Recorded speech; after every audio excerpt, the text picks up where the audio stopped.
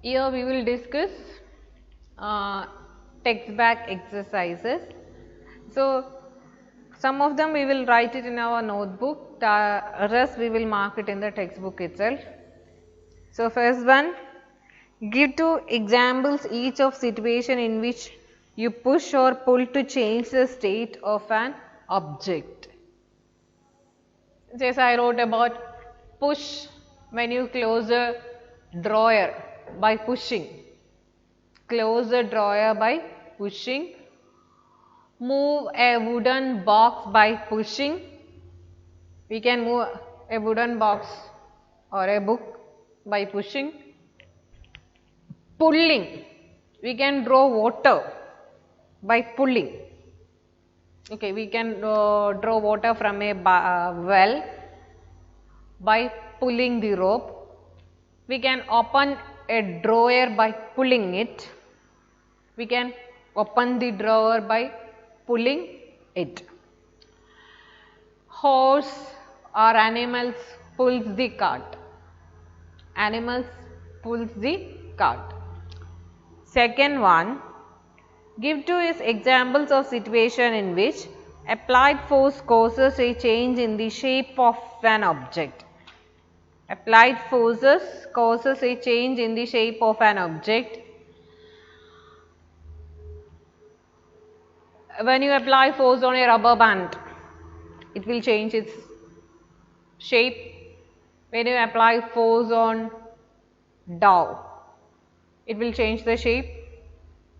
When you press a balloon, air-filled balloon, it will change its shape. When you apply force on clay, it will change the shape. Any two examples you can write. Third one, we will write the answer in the textbook itself. First one, to draw water from a well, we have to pull at the rope. We have to pull at the rope. Second one, a charged body attract an uncharged body towards it. A charged body attract uncharged body towards it. Here I will write the answer also. It's pull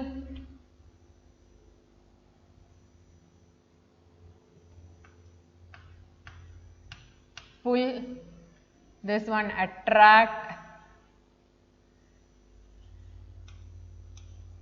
To move a loaded trolley, we have to move a loaded trolley, we have to push it or pull it.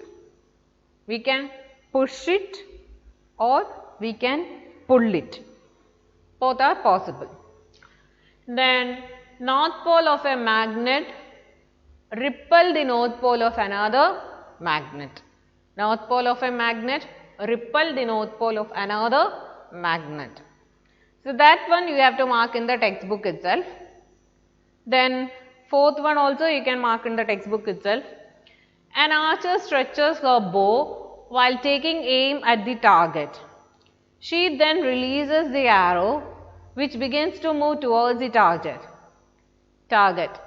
Based on this information, fill up the gaps in the following statement using the following terms: muscular, contact, non-contact, gravity, friction, shape, attraction. To stretch the bow, the archer applies force that causes a change in its shape.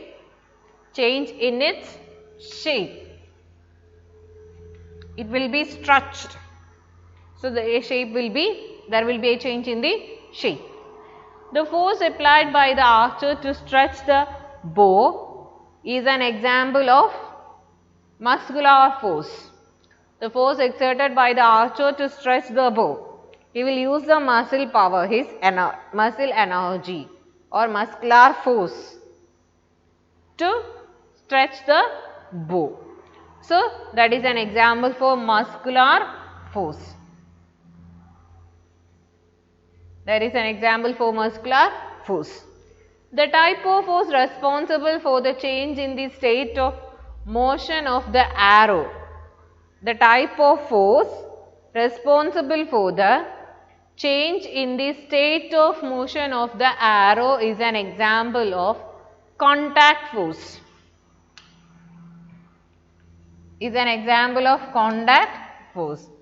While the arrow moves towards the target, the forces acting on it are due to gravity and that due to friction of air.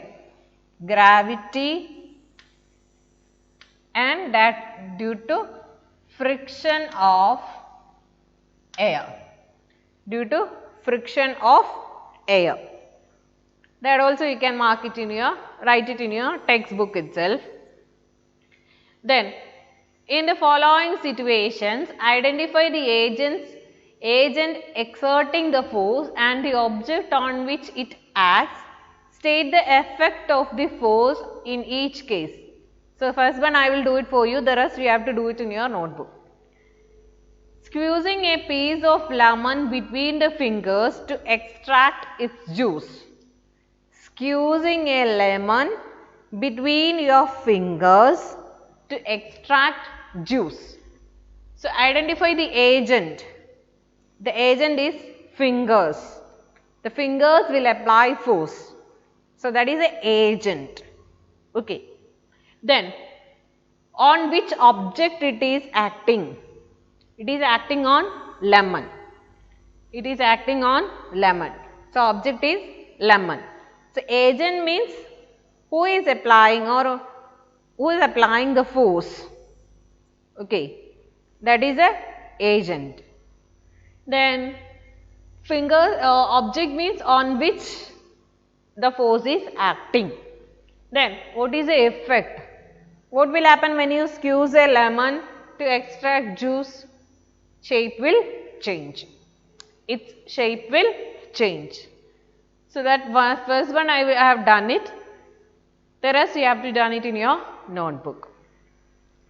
Then, sixth one. A blacksmith hammers a hot piece of iron while making a tool. How does the force due to hammering affect the piece of iron?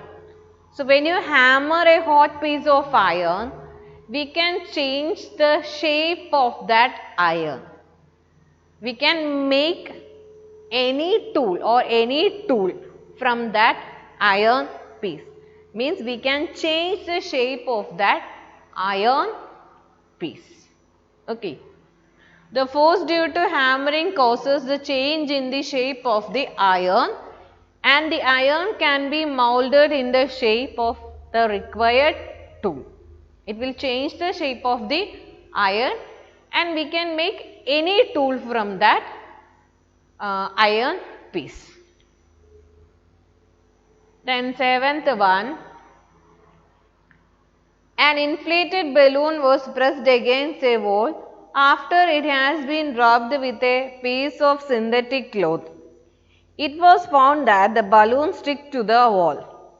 What force might be responsible for the attraction between the balloon and the wall? Since one object is charged, since the balloon is charged, it can attract uncharged objects. So, which type of force is there? That is electrostatic force. Electrostatic force. So, that answer you can write it in the textbook itself. Sixth one also you can write it in the textbook. Eighth one, name the force acting on the plastic bucket containing water held above ground level in your hand. Discuss why the force acting on the bucket do not bring a change in the state of motion. So, two forces will be acting. First one here,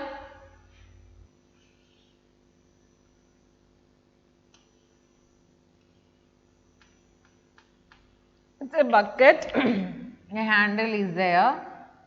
Now, I am holding it with my hand. I am holding it in my hand. So, I am exerting my muscular force.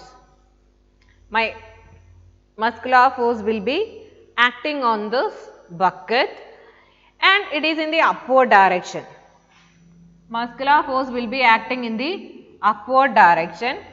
The earth will be acting that bucket in the downward direction because earth will attract all objects towards the center. So, that earth will be attracting it towards the downward direction, that is force of gravity. So, force of gravity will be acting downwards, muscular force will be acting in the upward direction. When these two forces are in the equal, when these two forces are equal and it is acting in the opposite direction. So, which type of force is that? Balanced one or unbalanced one? Here, balanced force is acting. Balanced force is acting on the bucket of water. If balanced force is acting on an object, the object will not move or it will cancel the effect. Net force will be 0.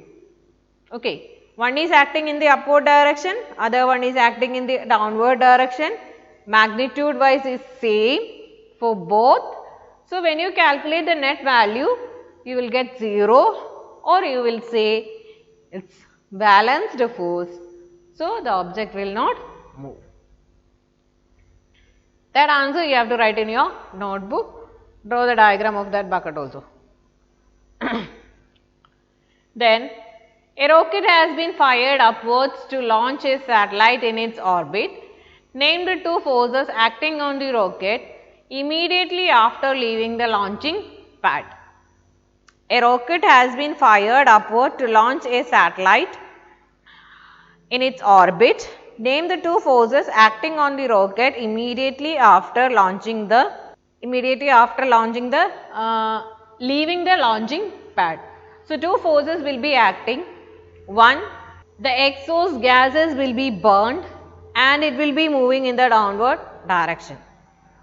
The gases will be burned. Due to that force, the gases will be escaped through the nozzle in the downward direction.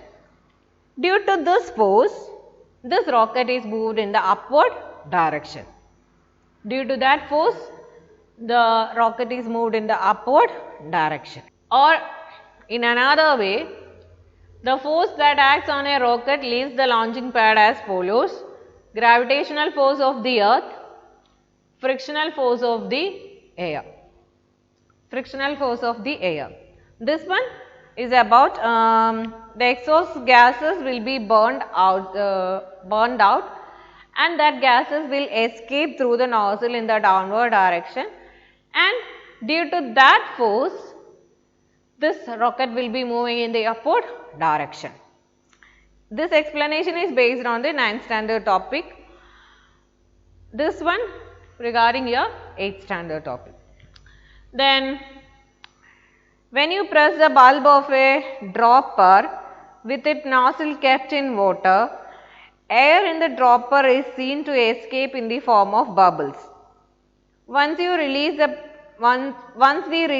pressure on the bulb, the water gets into the dropper. The rise in water in the dropper is due to atmospheric pressure. So, when the bulb of this dropper, when you press it, inside the tube air pressure will be less. Inside the tube air pressure will be less. So, the pressure exerted on the fluid or on the liquid will be equal to the atmospheric pressure. That atmospheric pressure will push the liquid to get into the tube when you release the bulb. When you release the bulb of the dropper. Normally we use filler, the same thing is for filler also. We will use filler to fill ink in ink pens. We use filler to fill ink in ink pens. So, when you press it inside pressure will be less, atmospheric pressure acting on the liquid surface will be more. So, the atmospheric pressure or the liquid will get into the filler once the bulb is released. Okay. So, that is about our chapter force and pressure. Okay. Next chapter is friction, that we will discuss in the next video. Thank you.